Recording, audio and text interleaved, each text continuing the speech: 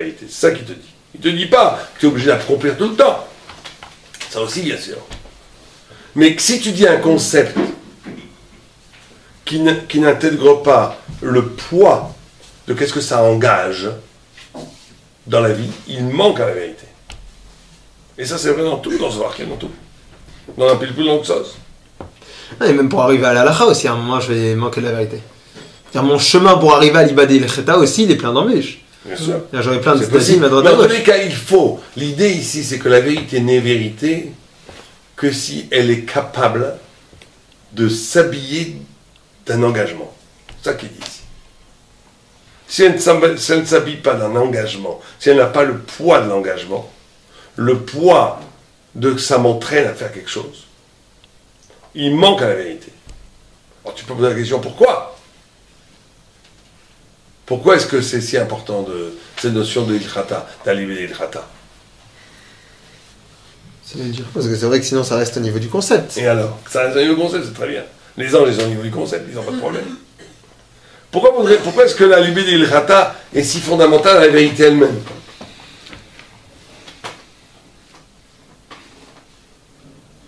Pourquoi c'est si fondamental la vérité elle-même ? Bon, c'est un jaugeur aussi. Parce que si je suis prêt à parier ma vie dessus, alors probablement que je suis vraiment arrivé à la conclusion que c'est la vérité. Bon.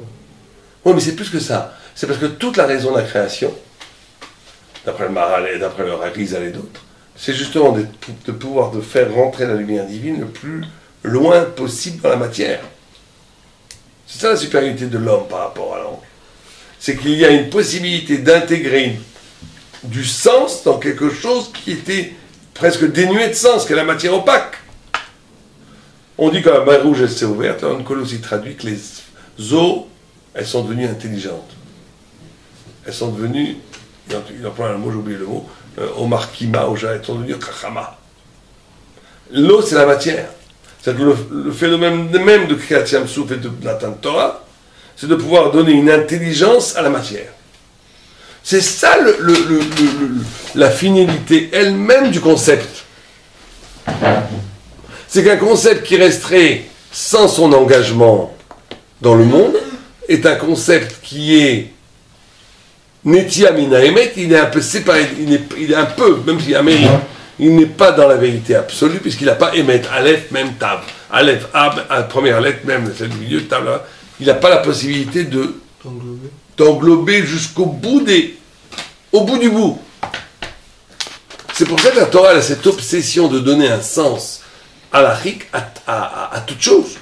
Il y a des halachot, comment on se comporte dans les toilettes. Il y a des halachot dans le rapport intime entre l'homme et la femme. Il n'y a pas une partie de la vie la plus physique, la plus animale, qui n'est pas animée en amont, qui n'est pas éclairée en amont par la halacha, par la Torah. C'est ça l'ibé d'ilchata. C'est comment donner sens à la matière, comment sculpter la matière jusqu'au bout. C'est ça là, le tridouche de Marzoutra. Marzoutra, il te dit le lieu de l'absolu, ce n'est pas le moment où tu annules le monde. C'est même pas le moment où tu fais le birour du monde, où tu raffines le monde en l'expurgeant de tout ce qui est crainte du péché, tout ce qui est péché. C'est en donnant au monde aussi bien en négatif qu'au positif, en leur donnant une figure qui a sens, qui prend sens, qu'est la halacha. Et ça, c'est constitutif de la vérité elle-même. Parce que la vérité n'est vérité que parce elle peut avoir raison de tout. Non, ça veut dire que on peut rester les mêmes hommes avec les mêmes envies et tout ça. Si on arrive à être méchabet toutes nos envies et toutes nos machins avec ce qu'on étudie, on a... Au contraire, plus tu as de désir, plus tu vas devenir Tamid Chacham. C'est-à-dire que plus quelqu'un a du Yetzirah, plus il peut devenir fort. C'est connu ça. Il est complètement dans l'autre côté de Rafrizda et... Ah mais complètement, il y a une marque massive ici. C'est une marque terrible. C'est une marque terrible, c'est les plus grandes marques que j'ai jamais vues. C'est une marque où elle a le lieu de l'absolu dans la vie. Parce que le lieu de l'absolu, elle est dans l'anéantissement des figures éphémères de la vie. Est-ce qu'elle est dans le birour de la mitziout ou est-ce qu'elle est dans la mitziout elle-même? Du moment que tu vas faire l'ibé d'ilchata. Tu lui donnes un sens à la vie. Tu sculptes la vie. Les deux premiers, on va dire, ils avaient plus ou moins le même thème global. C'était l'annulation du mal qu'il y a dans le monde. Pour lui, il intègre le mal, c'est-à-dire pour lui, tout est... Il faut le faire. Il dit le khada, c'est pas que tu manges du cochon. C'est que tu ne manges pas du cochon, mais en ne mangeant pas du cochon, tu dis c'est un halakha, le cochon lui-même devient un lieu de révélation. Et mon envie du cochon, elle devient aussi...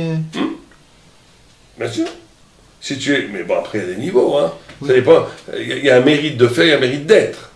Il y a un moment donné où, plus tu grandis, plus ton ça raffine. Mais dans l'Iratret aussi, c'est aussi... Avant la matière, je fais un choix. Ça veut dire... C'est vrai qu'il n'y a pas de... Je ne vois pas trop la différence avec le Liva de l'Iratret. C'est pas du tout la même chose. Dans Iratret, ça veut dire que le lieu de l'absolu, il n'est pas dans la définition du réel. Il est dans le fait que je sélectionne dans le réel les choses qui sont en accord avec la volonté de Dieu. Donc tu n'as pas, à ce moment, le lieu de l'absolu n'est pas dans la façon de sculpter la totalité de l'existence. Il est dans le bureau. Chez Marzoutra, la totalité de l'existence est susceptible d'être un lieu de rencontre entre toi et Dieu. Donc c'est très très différent. Et pour Rav Rizda, c'est encore plus petit, ce n'est que le moment de la mort, que tu peux actualiser à chaque instant de la vie, mais c'est le moment de la mort. Donc on a vraiment ici presque de l'évanescence qui est Rav Rizda, du Birour qui est Rav Nachman, et la totalité qui est Marzoutra. Donc on est vraiment une immense marloquette. Immense marloquette.